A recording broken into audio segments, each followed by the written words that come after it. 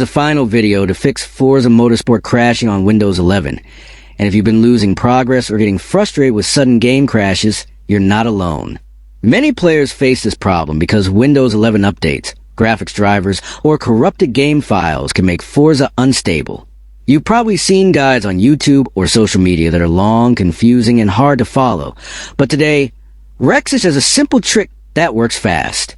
All you need is a quick adjustment in your graphics settings and a tiny Windows tweak that stops the game from crashing without reinstalling or messing with complicated files. This method keeps your game smooth, your progress safe, and saves you hours of stress.